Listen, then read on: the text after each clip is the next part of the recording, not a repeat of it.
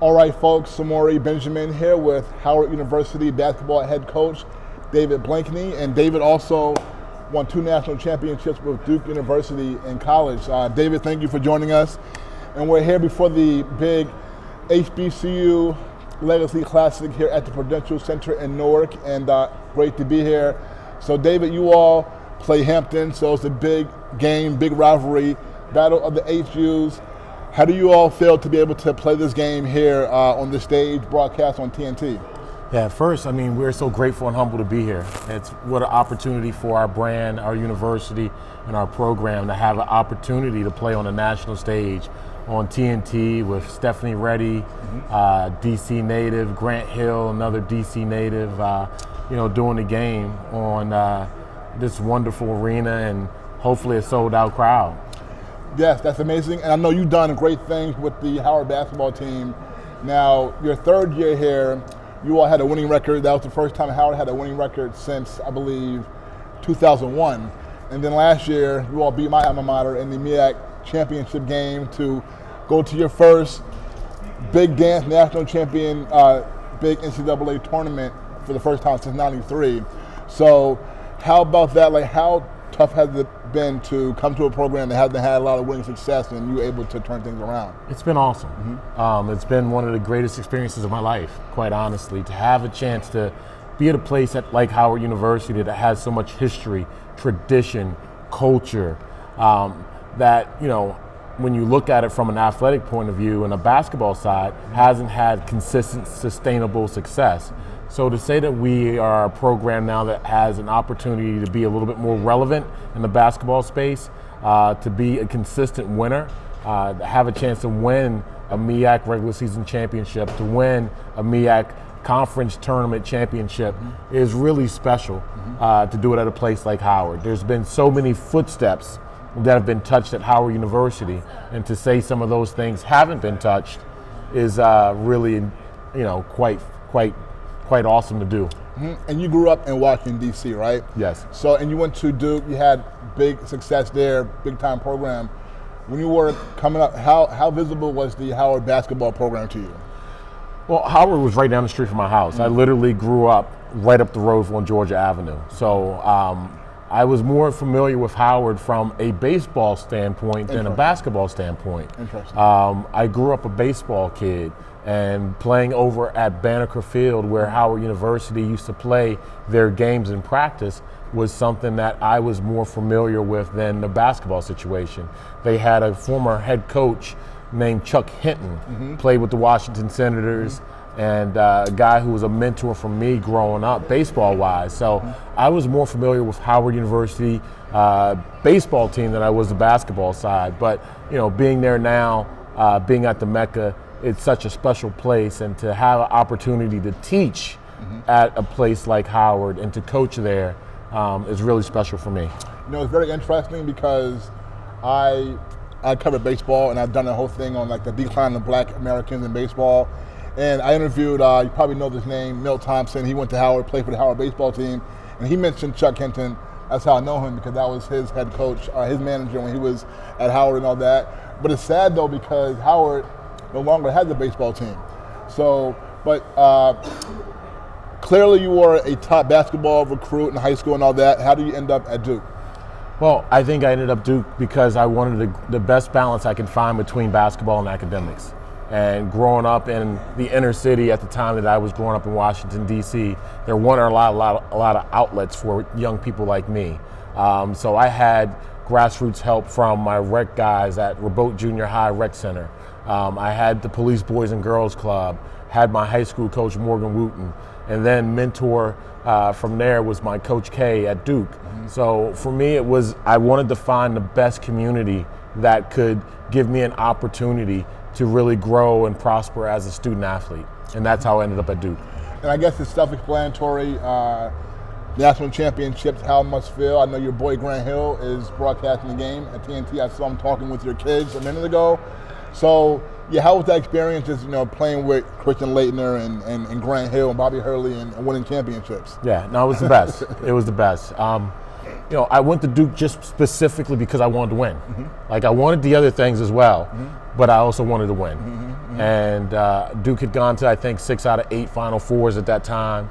I knew they were on the cusp of winning a national championship, and I wanted to be a part of it.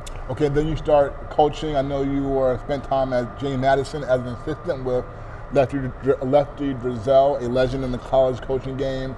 You went to University of Delaware with Mike Bray. I have a twin sister. She was a student at that university as well. And I know you were at Harvard with Tommy Amaker, another Duke guy, and I saw you had some influence with Jeremy Lin, and you spent time with Jeremy Lin, and of course here in New York with the Knicks, his one season here, he saved the season, but just how about the experience with Jeremy Lin? How do you connect with him? Yeah, no, Jeremy's got my guy. And to watch him from a sophomore in college to where he is as a man now and the things that he's done on the basketball stage in some of the largest markets in the world, in New York City and internationally, also in China, I'm so proud of him.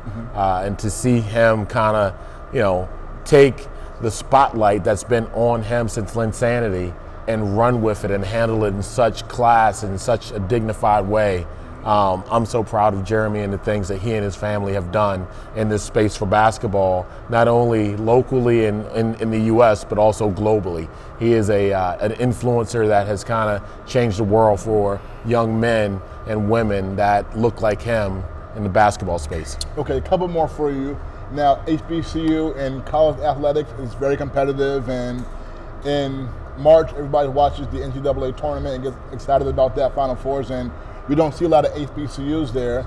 And it's about talent. Now, I know that you got here in 2019, and you were able to recruit one of the top recruited kids, McCord Maker. I said his last name is Maker. Yes. It's his first name. Did I get it McCord correct? Maker, yes, sir. Okay, McCord Maker. I know he has a cousin also who was in the NBA before he got to Howard. So how were you all able to land him? Well, hard work. I mean, it was a lot of hard work. Certainly, I think it was the right time with everything that was going on with George Floyd. COVID, I think, played a big part of that because our world was on pause and a lot of people had time to really reflect and I think inwardly think about some of the struggles that we were going through as a country. So with us being an HBCU, us being Howard, and all the different things that were going on with the world, and the opportunity I think that he had being a guy that can come in and kind of have his own team at Howard was really a lot that really connected the dots for him and for us as well. Okay, my last one. So I was telling you how growing up in New York here, I would always go to the Giant Stadium every September when Grambling would come and they would play another big HBCU school, and I went to Norfolk State. I wanted to go to a black school.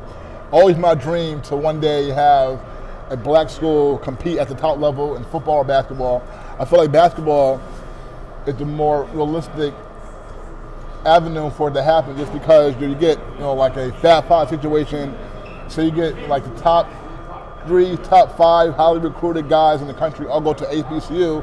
One day, they could turn around and make one of the HBCUs a top college team to win a possible championship, be in the mix. So, how realistic do you think that is to possibly happen one day? It's totally realistic, but I think there's a lot of work that has to be done between it actually happen. Infrastructural wise, we need to have the same type of facilities that Power 5 universities have. It doesn't have to be the Taj Mahal, but if they feel like they're not compromising anything by choosing an HBCU, then that's really a big win for us. I think in terms of some of the things with the way we travel, the way we eat, our nutrition, those are all strides that we've made at Howard University. Our first big project has been a practice gym that we've gotten that's completed right now. It's probably one of the nicest priced practice gyms in the country, and it just opened maybe a month ago. We're getting new locker rooms, and with the new locker rooms, we want to have all the bells and whistles that some of the Power 5 locker rooms will have. We want to have a treatment area. We want to have whirlpools, cold pools, hot tubs, all of those different things that when a young man is looking at a Power 5 school and he's looking at us, he can say, well, I can have the same things at Howard that I could have at a Blue Blood or a Power 5. And then the last thing I think is can we get the TV rights to be not sort of equal, but can we get them to be just more important at HBCUs? Right now, that inequity is huge with TV rights versus Power Fives and HBCUs. So we figure those things out. Now you throw in maybe some NLI situations, and then you may have a situation where, it all ignites and Power Five kids are starting to look more and more at HBCUs. All right. Howard University head coach David Blankney, again, he has led this team to last year. They were the MEAC regular season champions and the tournament champions. Got them to the NCAA tournament for the first time since '93. David Blankney, thank you so much. I appreciate you. Thank you so much. Appreciate it. Good luck tomorrow. Yes, sir. We're back.